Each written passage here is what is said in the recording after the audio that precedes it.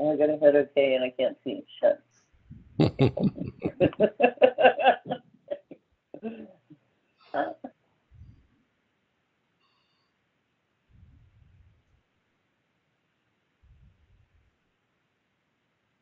You know what I didn't do? This. Ah, Oh, yeah. But we're live now. we're live from the Plutopia News Network. We're the scary folk. We're doing our own little pre-Halloween party. I'm Scoop Sweeney over here in the upper part of Bastrop County. Over in the other part of Bastrop County, Screamish Joy. And Michael Myers over there in the beautiful South Austin. Michael, good to see you. You need to see a dentist, I think. I'm so happy to be here. Oh, we're happy to be everywhere. Oh, this thing is way too hot. I know. I'm like, I have to breathe. How do kids survive that? Well, they're getting candy, so they get that big sugar rush. But I, I'm not getting a sugar Yeah, I rush. mean, there's a payoff. I There's will definitely say a too that payoff.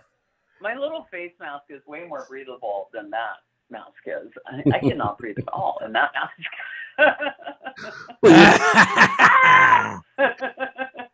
John came up with the perfect idea for tonight. We're talking about what to talk about, and what's scarier around Halloween than politicians. Imagine a politician showing up at your porch with his hand. Well, they do that anyway. They have their In hand their big black car. and they won't go away just because you gave them a Snicker bar. Well, no. Well. so Yeah. I wait a minute. I have a note or two about this. And I decided what the scariest thing was this week in politics. And that was at this Turning Point USA rally. This guy named Charlie Kirk has a supposedly conservative organization called Turning Point USA. And a guy showed up at his rally and said, "At this point, we're living under corporate and medical fascism. This is tyranny. When do we get to use the guns?" You mean they have it already? People were kind of applauding and laughing. He said, "No, I'm not. That's not a joke. I'm not saying it like that. I mean, literally, where's the line? How many elections are they going to steal before we kill these people?" Well, that was a good way to get the crowd going. I think that the adrenaline was flowing. Charlie Kirk told him, "Well, no, we probably shouldn't go there, because we're just playing into their scenario, So he kind of deferred weakly on that. But there's people out there who really they're eager to get those guns and hit the streets. Well, I can't wait until the Trump international news conspiracy goes live. That's going to be really scary if the Trump social media empire begins to grow. He's already getting money, so it proves there are many idiots out there still. And the problem here, they want to be a captive audience. I mean, so well, yeah, indeed. People that are captive by him as an audience are pretty defined out, in terms of who they are. They've pretty much already sort of self-identified in that way anyway. And so it's just kind of moving them to a specific bucket. And that's the way I look at that. It makes it even more easier to self-identify. The pillow guy needs to sell more pillows, so he'll be on board with Trump social media for sure.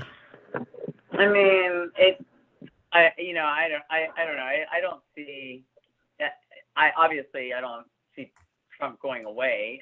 That's not that at all. But I guess I try not to feed into. As a matter of fact, I'm looking at my wall over to the side here at the word fearless, which is sort of a space that I try to work from. Like not really a fear-based space. And so whenever I'm personally like in a state of fear, or when I'm feeling anxiety about something, for me, the best way to manage that fear is through action.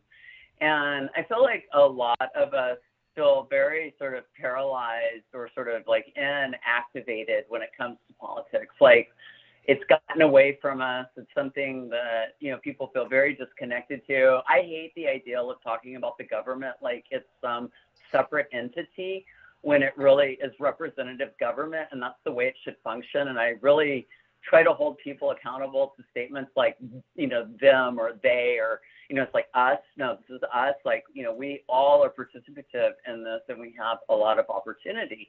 So I just want to put that statement out there in the midst of like this, like, oh, you know, everything's on fire. And we've got these like really vocal, scary people in the political spectrum. And I think that that's just a call to action for really vocal, thoughtful people, progressive people to be a part, you know, like to have their voices more heard and to be more, even more activated by something like that. I don't think that feeding into, like, I really believe in manifesting what you want and not really feeding what you don't want. And so when I think about, you know, how much attention we give to negative behavior in our country, it's very like distressful to me, you know, just how much we sort of get, I don't know, just sort of feed off of that type of attention. So anyway, those are just thoughts that pop into my head immediately when I think about scary politics.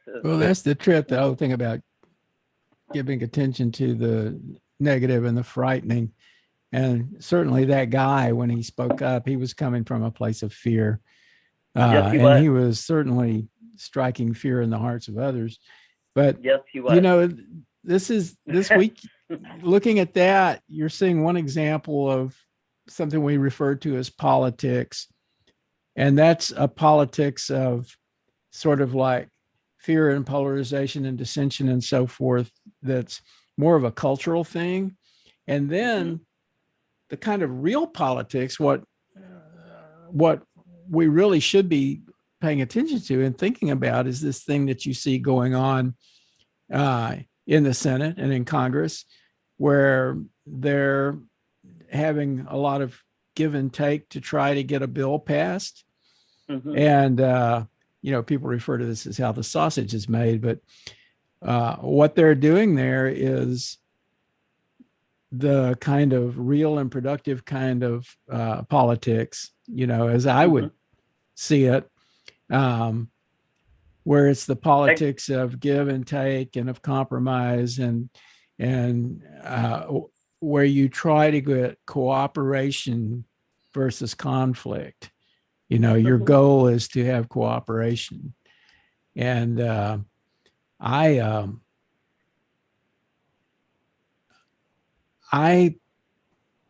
don't know why the media can't make a story out of that. Well, they are kind of, but they bend it and twist it a lot. And you know, obviously the essence of storytelling is conflict, right? So when they're telling a story, they want to make sure there's conflict in it. So it'll kind of suck people in. And if there isn't enough conflict there, they'll stoke it a bit. Yeah, I think that it's interesting, the media, like, let's define the media, because there's a lot of like sort of entertainment type media, and then there's what we used to maybe consider like traditional news. And when we use the word story, it sort of hits more on the entertainment media side of things, whereas news should just be simply reporting, like more information driven.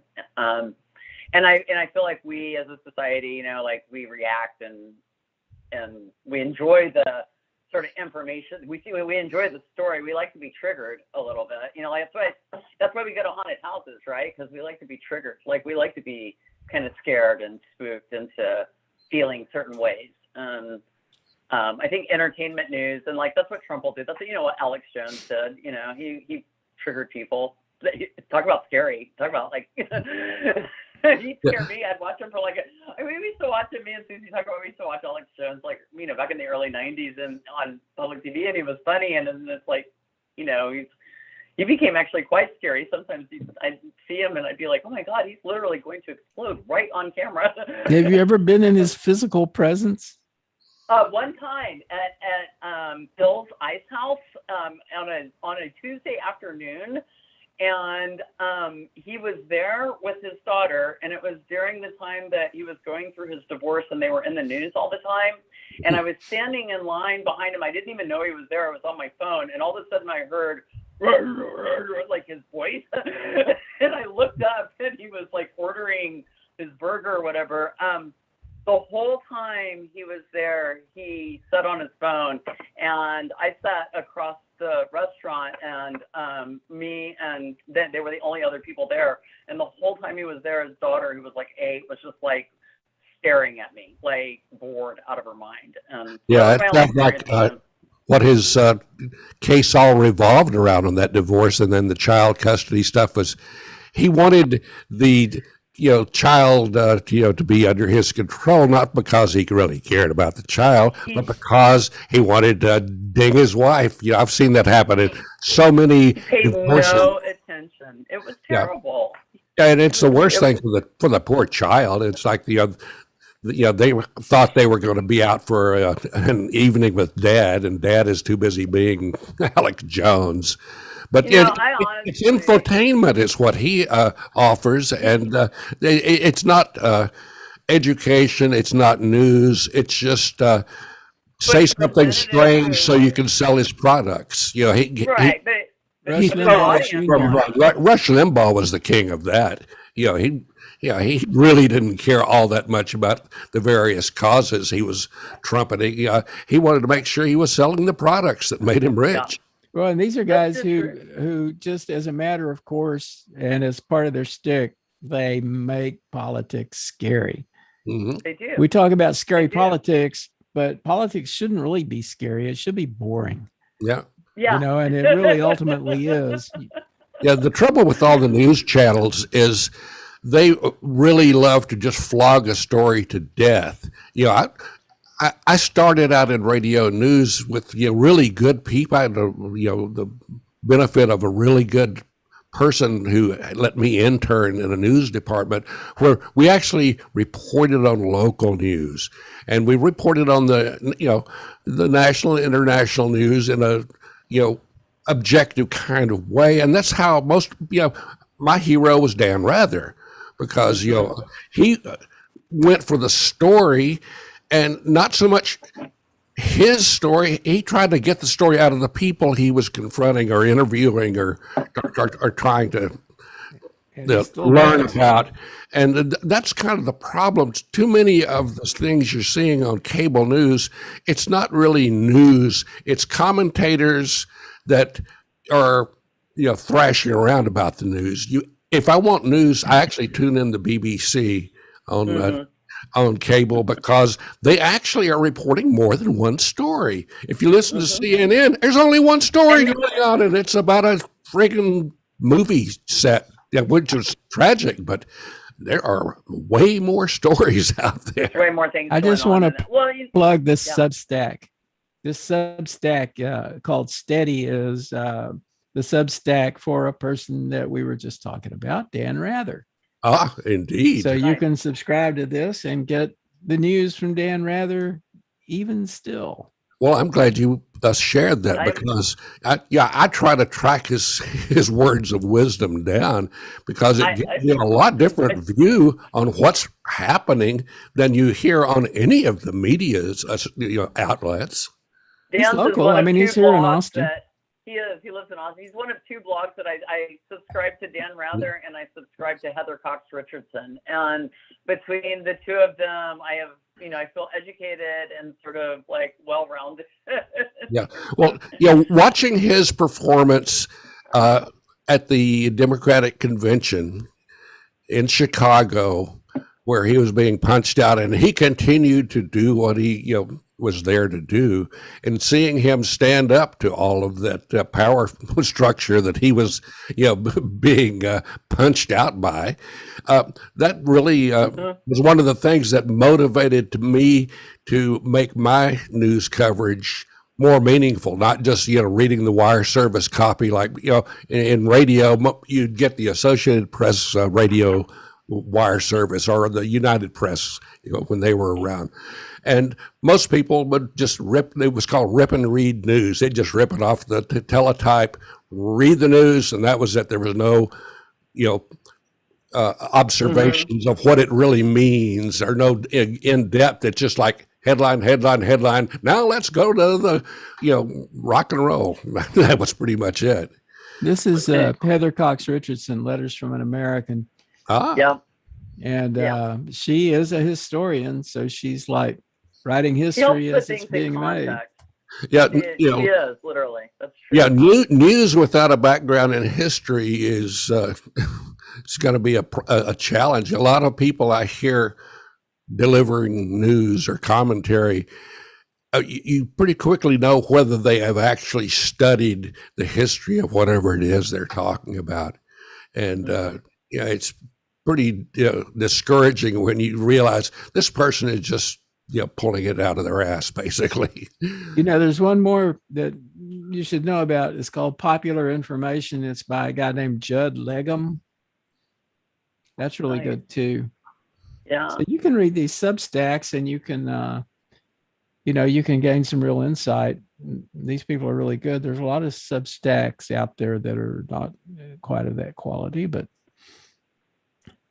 Yeah, I do not consider my history to be a great strength for me. One, I was raised in the state of Texas, which means I had to take 3 years of Texas state history and a semester each of like the United States and the world or whatever. It was just sort of like imbalanced somehow. Yeah, and the Texas history, it has nothing to do with what actually happened. That is correct. That is during that history. It's somebody's extremely modified.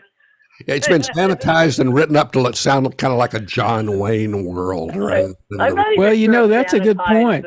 Is the right word. It feels dirtier than it does. well, you hear all of this stuff about critical race theory and how they're up in arms about not having this taught in schools, and how they really want to control what is taught in schools, and won't let teachers teach the truth about what happened. That ain't new. It's been that way. I mean, that's the way it was for us. You remember, who was it? Howard Zinn that wrote the People's History of the United States. And that was like a big shock to most of us who went to, traditional schools, K-12, et cetera, and had learned our history from those history books. And there's a lot of inaccuracy in there. Yeah, John, did you ever hear Stan Freberg's History of the United States of America? Oh, I believe I did. I have a copy somewhere that I'll have to pull out. That was way better history, and it's a lot more truthful than the stuff. You should put that on the radio show. Oh, absolutely, absolutely. But Stan Freberg was an advertising executive who was really fucking funny. I mean, he was hilarious. Everything he did, he could do an obituary and make it sound really charming and funny, even when it wasn't. But St. George and the Dragon Net. Yep. He did all sorts of, but his History of the United States, he dramatized all these key points that we'd come to, believe were a certain way, and it wasn't quite that way, but his version was way funnier and way more truthful. So we'll have to pull that out sometime. But history is that way. If you listen to these people talking about the Republic of Texas and how we were in the Confederacy for states' rights. No, you weren't. You read the Articles of Secession. The very first part is it's to enforce slavery. I know. It's like states' rights for but what? you didn't hear that in Texas history. Right. You heard stuff that sounded like it was, like I said, out of a John Wayne movie. Always heroic. Killing those evil Indians. Well, that didn't go over well with me because I come from a Native American ancestry, and we didn't think John Wayne was all that much of a great guy. Aren't you kind of evil, though? Evil? An evil Indian? Oh, absolutely. I mean, even ask my fellow Native Americans. That boy is evil. Evil. Maybe we ought to talk about evil. Evil. What is evil? Evil is in the eye of the religion? beholder or the victim, I guess. It's a television And- series on CBS. And like, did you watch Midnight Mass on Netflix? I I did. talked a little bit about evil in its own way. Yeah. Well, I mean, evil is complicated. We try to make it less so, but I'm evil not spelled sure. backwards is live. I mean, Yeah. Have anyone among us watched Foundation? I The tried. you did, huh? Yeah. I've been watching it. It's nothing like the Asimov. what is it? It's a streaming version, a dramatization of Isaac Asimov's Foundation trilogy. Was it? Yeah. And I mean, I read it, when it first came out, but early on. And of course, this is Hollywooded up, and it's nothing like Foundation was, but it has an interesting storyline of where the emperor has himself cloned, and all the ruling family are all clones of the original emperor, and I could see Donald Trump getting masturbating. Oh, don't let him watch that show. Watching that and No. masturbating because it is. Oh, Donald! Ew, that's scary. Don't. That's scary. You heard what the people were complaining about Dune, the new version of Dune, and complaints we hadn't really heard before, which was, this idea that you have a future where there's space travel and people are traveling from planet to planet, and then when they fight with swords. And that never really struck me before. Somebody was complaining about that, and it's like, yeah, that is a little incongruous, I guess. Yeah, but it's fiction. I don't hold science fiction to a strict. You must be believable. I'm watching science fiction because it's not believable. Yeah, I need to get a little fantasy. I love fantasy movies too. I like the Lord of the Rings because I live in a place that isn't like that, which is sometimes you need to go somewhere else. Yeah, but there is something interestingly anachronistic about bringing swords into a futuristic, and it says something about sort of the intimacy of battle and brutality. It's one thing to stand at a distance and pew, pew, pew, pew. It's another thing to just be right there in front of your opponent and, battling them with a weapon, in hand-to-hand combat. I think that is an interesting way to look at it. Yeah, that was at the heart of the way of the samurai. Was they were pretty much made useless because of the invention, or not the invention, but the bringing into Japan of weapons, guns, cannons, that sort of things. The samurai sword used to be the ultimate arbiter of who's going to live and who's going to die, and all of a sudden these people can just, like you said, point it bang from a distance and accomplish the same thing. A smart way to do this in science fiction was the lightsaber. It's kind of futuristic, but at the same time, it's kind of like a sword. It keeps that intimate element in place, right? Yeah. And it has cool noises like, wait.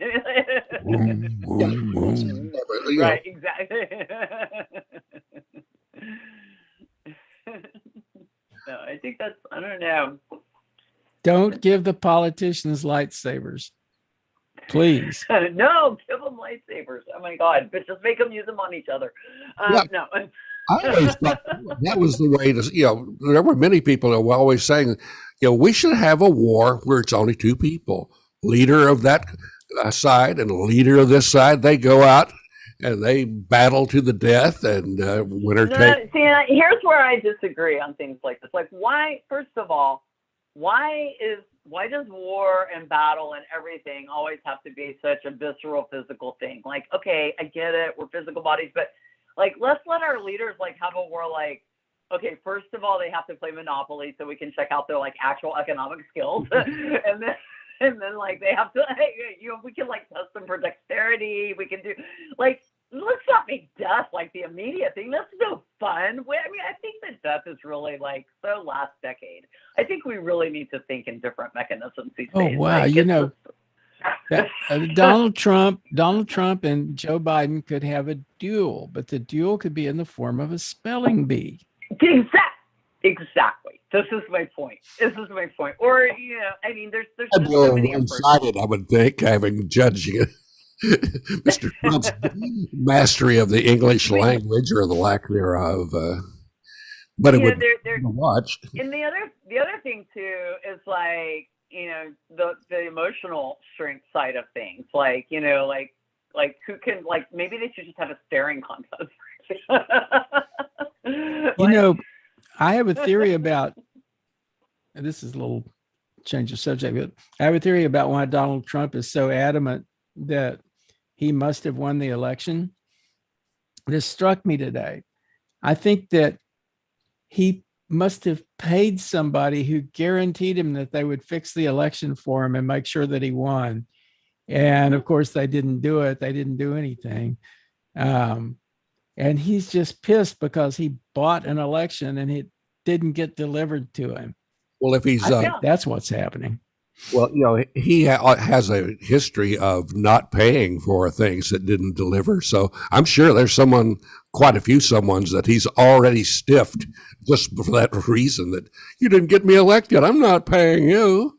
Well, the reason he has so much turnover in attorneys is that, he'll pay them the retainer that they require, and then he won't make the follow-up payments. Oh, talk about news for a second again. Have either of you watched Jon Stewart's new program? Yes, I have. I've seen a couple of episodes. I don't think I've seen them all. Yeah, I just watched the first. I guess it's the first one about the burn pits in war zones and all the people who have suffered, and it's great that he's doing that. It made me cry because I know those people. One of my best friends just died a month or two ago from Agent Orange exposure in Vietnam. John probably knew him, Larry Seals. He was he was a colonel in the U.S. Army. He trained all these people. He was a real patriot. He went over there and they killed him, and he had a hard death because of Agent Orange. And I've known a lot of people that came back that way. And the treatment, or the lack of treatment from the Veterans Administration, is just criminal. It is. That is. I agree. That is criminal. And that was. Jon Stewart. He's just a good human soul, honestly, and really, I really appreciate that he's putting his values at the front of his life and just being a platform for these voices who are just, they don't have, if you're living in the atmosphere of a burn pit, like it's like your whole entire life is completely not at your will, so to speak. Like, the fact that you can't breathe clean air and that just your environment and atmosphere is going to kill you that shouldn't be acceptable in our society. We have a lot of people living in burn pits right here in this country. Go to Houston. I know we do. Where I lived in Houston when I was working at KPFT, there were so many chemical spills and releases that we could hardly keep up with them. I went out and interviewed a longshoreman about some of his workers being poisoned by gases released from one of the refineries, and while we were there, we got gassed. So we had to run for it because people started going. The eyes started burning, and the whole city of Houston is like a big burn pit. Isn't it a Superfund site? I mean, it's surrounded by Superfund sites. I thought after Katrina, because they just basically lost control of everything with Yep. Katrina. The chemicals and everything just kind of, that whole area is, I don't know, it's just scary to think about it, honestly. Like, it seems irrecoverable almost. We can only do so much damage to these spaces, and it's like, I don't understand the willful, like they just, if you talk about news, like it was just on the news tonight that, or this morning, I guess, that, all the oil companies, come out, and it's been proven that, not only did they know, but they did their own research, and they knew from their own research, what was happening with global warming and climate change and all of those things forever and ever and ever. And they just intentionally and willfully forego that for profit. Early on, they were kind of taking it seriously and showing some concern about it. But, at some point they realized that really the only way to deal with climate change was to constrain their business. Yeah, and that's a no-win situation in the oil and gas business. It's like they're on your side until you mention anything that's going to reduce their profits and shareholder value. And that's the big problem there, is they're beholden to the shareholders who do not give a crap about the environment as long as they get their dividends. It is true. Yeah, that's super problem. Talk about evil. I would put that in the category of evil. That's not, to me, to have that level of sort of greed and just a willful disregard for something that belongs to all of us and none of us all at the same time is just pretty evil and shitty. Like, there's really no other way to look at it. Growing up in the oil and gas business, my dad was a production manager in West Texas for Getty Oil. And before that, he actually built the refinery that Getty ended up buying. And they did stuff that he was really proud of until it came back to bite him in the ass. They produced propane and butane at their refinery, and they created a big holding area by washing out a salt dome underneath one of their sites, and that's where they would store this stuff. And my dad, after he retired, his duty was to go and get clean drinking water for my mother, who knew who screwed up the water table. He admitted that they helped screw up the water. The water in our hometown was barely, well, it really wasn't drinkable unless you were like a dog or a cat. They might be able to get by on it, but he had to go and bring drinking water home, and he admitted to me that was his penance for screwing up the water. I drank some of that water not long ago. When we went through Big Spring and I stayed at the Settles Hotel, and I think it's worse. It's worse. But it may be worse because they've had to put so much crap in it to clean it up, I guess. Yeah, well, yeah. One of the I can see that. And for clarity, when I was speaking to Evil a minute ago, it wasn't so much just the gas and oil, it was shareholders. It's that ideal of being, again, removed. I'll go with using a gun instead of a sword, like being kind of removed and detached from your kill. Mm-hmm. Shareholders are pretty removed and detached from the kill. They don't know how they're getting their meat. They're just happy that they get to eat steak every night. And that's a broad brush statement. I know there are good shareholders. I know there are companies that are well run and that are conscious corporations, but I'm a shareholder. I think that I am too. I think that there are companies that, again, I really believe, and I work professionally I work with companies and individuals on what I call value-based branding. And so it's the ideal of not just defining your values, but actually being able to activate them and being able to see how they're activated all the way through your system, your organizational system. And in my mind, and when I unfortunately, in this sense, never gotten to work with a public company, and I would love to. But in my mind, that's all the way, shareholder all the way out to your brand ambassador customer. Like, you should be able to carry that value system of an organization all the way through. It should be understood and activated. And I just don't think that I think the companies that are driven by bottom line values, it hurts them on a cultural and a soul level in a lot of ways. It hurts the people that work with them. I think companies that are more balanced in the way that they have values, profit is needed and necessary, and that's what capitalism is. So from that perspective, it's not that making money in and of itself is a good or a bad thing. That's neither here nor there. It's just sort of having a value system built around that says, hey, we can feel good about what we're doing, and we can, maybe value and prioritize other things as well. Like, maybe there's a cost to some of these things that we're doing that we're not looking at. I guess the opposite of evil is care. We're all, we're the good guys and girls and peoples, whatever, when it comes to the profit driven.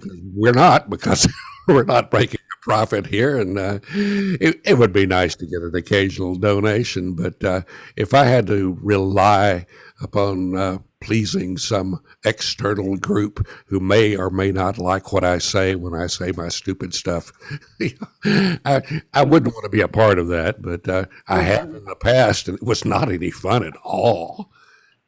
It's hard when you have to compromise your values to, we all do for different reasons. We're always negotiating values. Values are, I associate them with spin. They're a little bit more flexible than principles. Principles are sort of like hardwired, but values, you assume values from like your community and your family and your church and like all these places, where you work, all these places have value systems. And as you interact with them, you're always negotiating your own personal value system within these other value systems. And sometimes you adopt them and take them on, and, you're like, I'm a part of this, so therefore I adopt those values as well.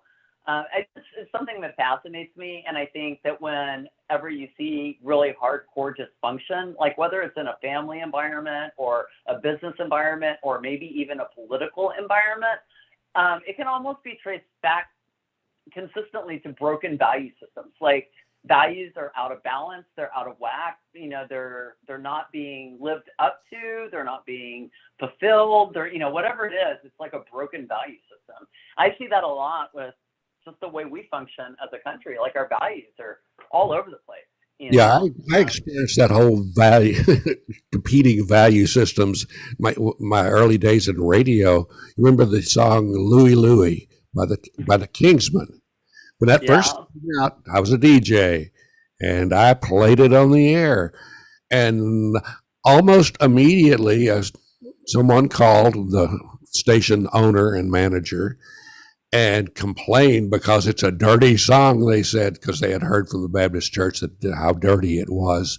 And immediately the boss and the sales manager come in, grab the single. It's a 45 RPM single, which I actually have here because I confiscated it when they called it from our playlist. And they went into the production studio and played it over and over and over at all these different speeds. They put it on tape and slowed it down to try to figure out where all the dirty words were. And I had received a letter from a friend of mine who clipped out, they had already had the whole, dirty word thing, and they had the lyrics to the original song. What was it? Richard Berry, I think, that wrote it. Yeah. Not dirty. And I took the letter into them and said, this is what the original lyrics were, and said, oh, that's a lie, because I'm hearing the word pussy in here. It's like, okay, whatever. Oh my gosh. Fine little girl waits for me, catch a ship across the sea, sail that ship about all alone, never know if I make it home. Louie, Louie, oh no, me gotta go. Woohoo. Nothing dirty in there, no sir. But so you've heard of sang it was sounding dirty just because like any good rock and roll singer, they're not going to enunciate. I mean, who enunciates on a rock song? Have you? Well, I know you've heard of cyberpunk and steampunk. Mhm. But have you heard of hope punk? Say what? Hope punk, I have, and joy Hope punk. punk. I've heard of joy punk and hope punk. I have heard of. It's like positive punk. Yeah. Yeah, happy punk. Like, You go out like in a mosh pit and shake hands and give big hugs. like it's like it's actually punk rock to have optimism and feel good, because that's so counterculture right now. Like everybody's like in a state of panic and fear, and so like punk, like this is why I'm so fucking punk rock, y'all. Yeah, it's like y'all don't get it, okay? This is actually a response to something like really dystopian fiction, really bleak dystopian, violent, amoral fiction that was called grimdark. So Mhm. Alexandra Like Rowland, who was a writer, came up with this idea of hope punk. And it's, it finds its narrative motivation, it says here, in the idea of optimism embodied in acts of love, kindness, and respect for one another as resistance. Yep, that's exactly. This is what I preach every day of my life. I mean, Yeah. I just am like, why feed what you don't like? You don't like fear? Don't feed fear. Don't be afraid. If you don't like fear, don't be afraid. And it seems like it's super easy. It's not. I work through fear every single day. But you know what? I try to stay present and again, active, because I find like activating myself is the most empowering thing that I can do ever. And even if that's like just as simple as like, hey, just gonna go clean my kitchen real quick, or I'm just gonna go like create space, or just do whatever I need to, or I'm gonna write, or I'm gonna talk, or do whatever. It's just kind of that activation, and that's I don't know. I meditate too. I consider that also activation as well. Like it's just not being paralyzed. That's Yeah, the I only could thing. see hope punk being really accepted by the folks in Hollywood. Having dealt with those people, the music business would definitely not like that because they thrive upon all the stuff that hope might I don't know. be for, but they're against that. They don't want any positivity because it doesn't I sell think any records. I don't think that that's true. I actually don't think. I grew up in the punk culture quite extensively, and my experience of the punk culture is that it is counterculture. It's not just that it's totally dystopian. I mean, in the late 80s with Reagan, it was definitely counterculture reacting against like this very perfect family, and we're all like perfect, and everybody looks good and feels good, and it's all bullshit kind of. But I think counterculture right now, again, everybody is so angry, and everybody is so stressed out, and everybody is so sort of like out of control in a lot of different ways. They feel like they're out of control with a lot of the things that are happening. I feel like to be hopeful is counterculture right now. I think it's very hard. People fight me on it. I had a friend of mine, a really, really good friend of mine, who is like, he has been going crazy just because, of the world, the way the world is. And we were having a conversation, and I was trying to explain to him that I felt like, maybe there was something like that democracy wasn't falling, that maybe there was something beyond democracy, that, that I could see like a vision that went, even beyond something that we could even define right now. And he told me, and he like listened to me, and he goes, oh my God, they've gotten to you. The Trumpers have gotten to you. And I go, what do you mean the Trumpers have gotten to me? And he goes, well, you're talking like crazy. And I go, wait a minute. So you think because the world's coming to an end and democracy's about to fall, that the Trumpers haven't gotten to you, but because I have hope and I can see a future, that the Trumpers have gotten to me? And I was like, it doesn't even make. And he sat there for a minute because, you're right. You're not a Trumper. You're nothing like them. He goes, you're something totally different. And I'm like, exactly. I am something totally different. Like, I don't think that the world is coming to an end. I think the world is changing and transitioning in massive ways. And change sucks. And it's really hard. So, I don't think the world's coming to an end, but maybe human existence. Well, it's been I don't think that either. coming to an end for centuries. Every civilization always felt, when things started to change, oh, the world is coming to an end. It's all over for us. Well, it's just changing.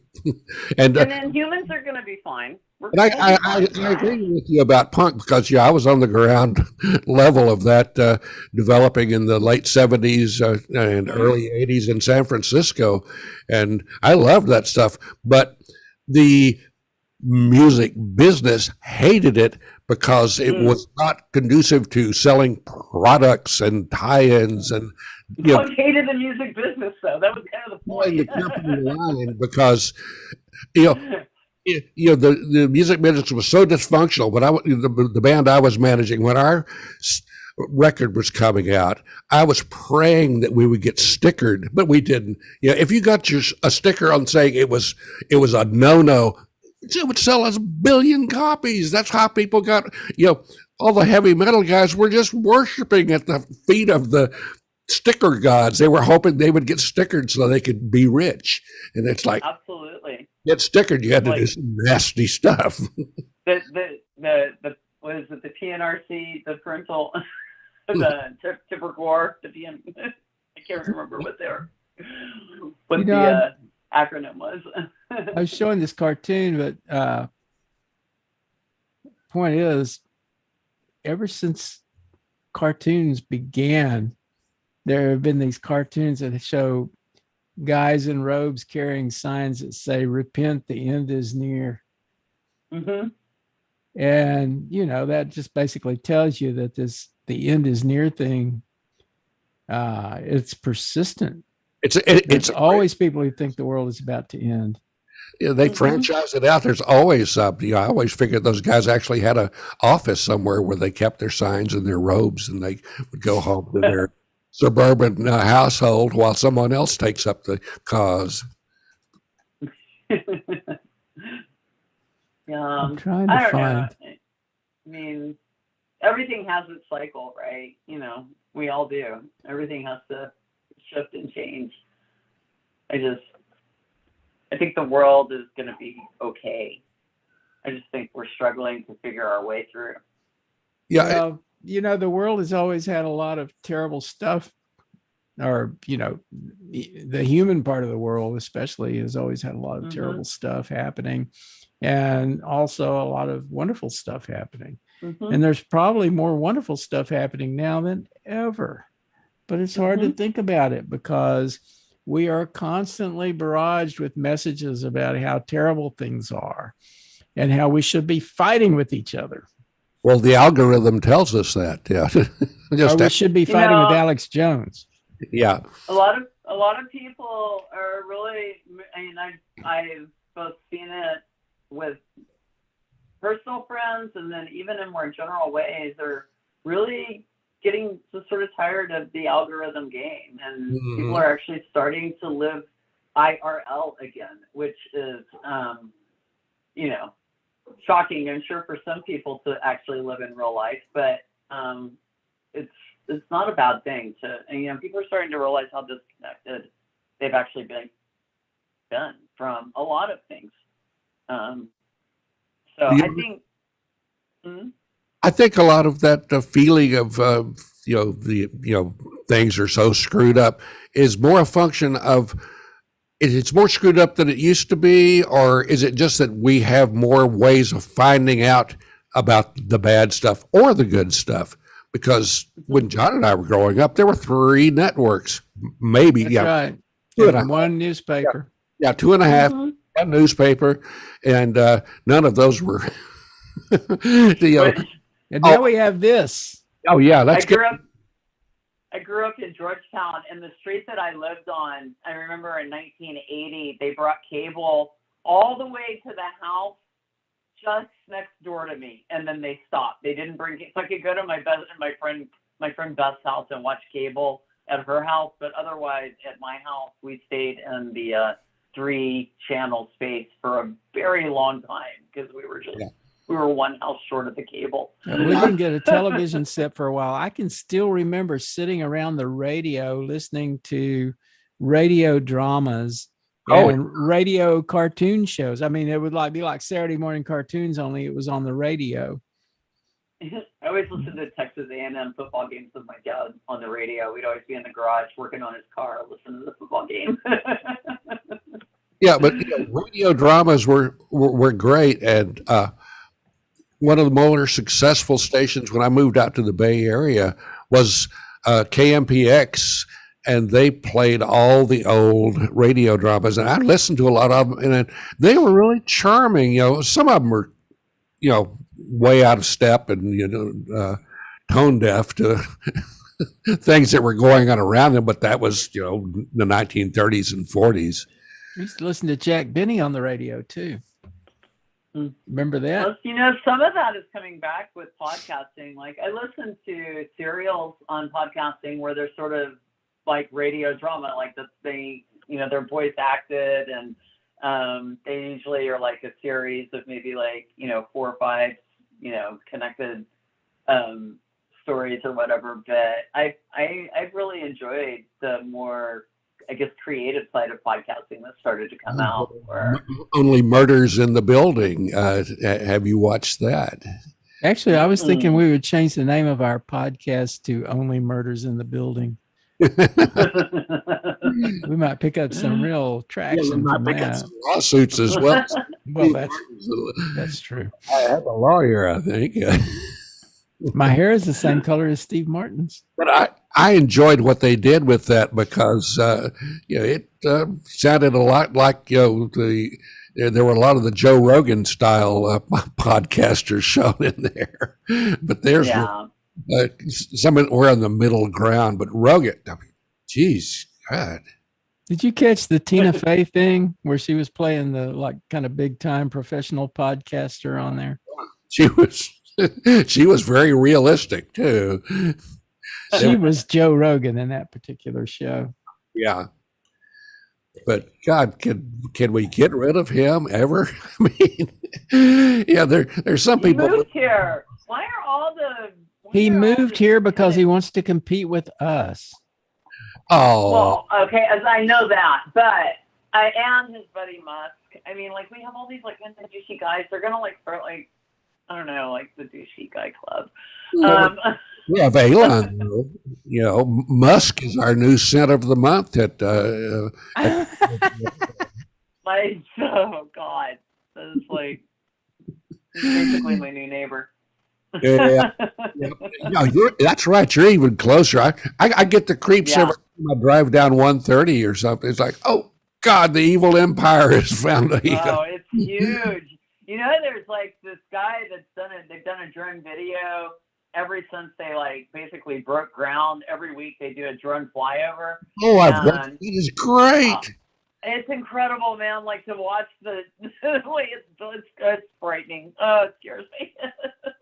But the guy that does that, it's really well done, and it gives you idea of the scale of what that guy is doing over there. It kind of made me a little sick to my stomach when I saw that. The video itself is really fantastic. Yes, it's very well done, and it's overwhelming. It is. It's huge, and there's no windows. I always freak out on gigantic, monstrous buildings with no windows. I'm like, well, I have an idea. I don't know how many of you, my friends, have you been down North Lamar lately around Central Market? Literally today. There is a big square building that they put up over there that I hadn't seen during the. First thing that came to mind was Darth Vader's garden shed. Or new office, because it looks like the evil empire. It's like it's so out of place where it's I know exactly. It's like a giant dice, like someone was playing dice games, and one of them rolled over into North Austin. You seem to be describing Scrooge McDuck's money bin. Well, probably potato. That's probably Elon Musk's actual headquarters, where his office is. You would expect it to be definitely something right out of Star Wars. Little guys in security uniforms marching around. We were joking that Elon was gonna take over Weberville and change it to Muskville. Okay, so my question for you is, Is this what it looked like? Is this a picture of it?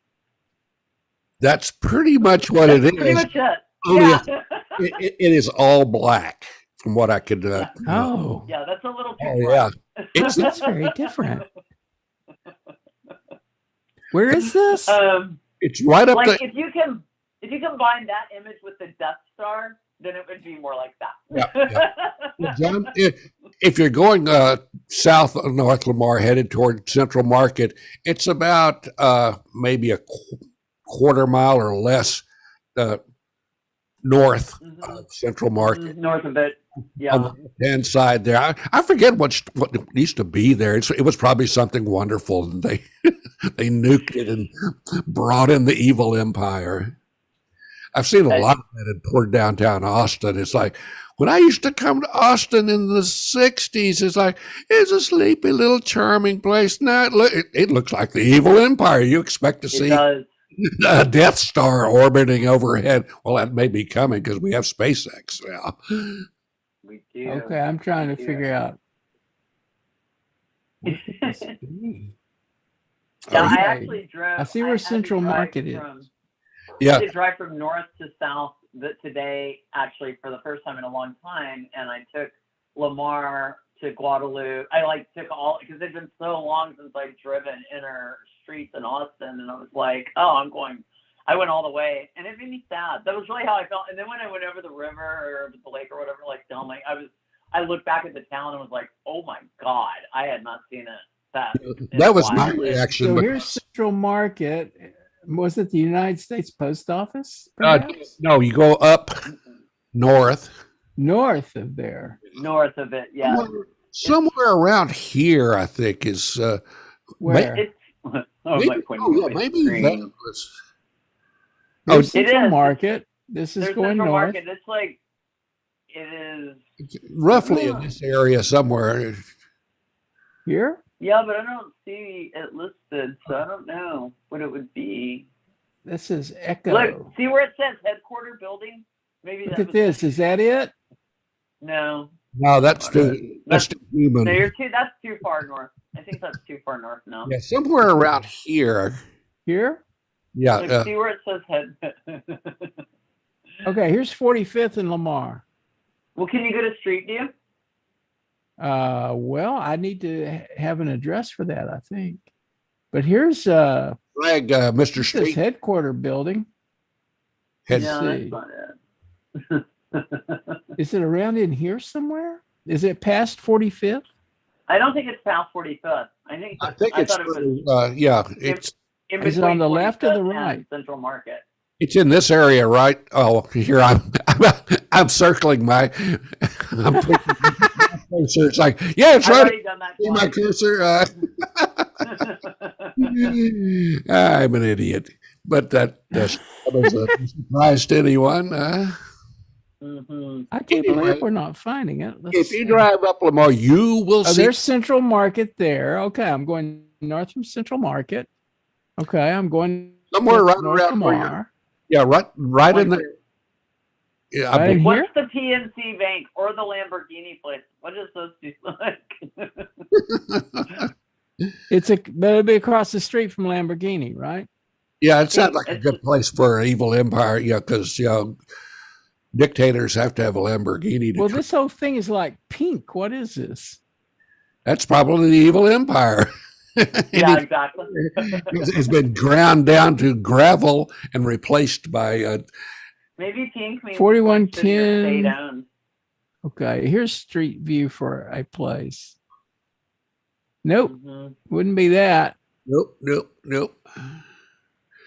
Wow, this is hard to do, this detective work, and we're probably going to run out of time before we ever find it. Like we're running. Okay. Anybody listening to this, go by and see this.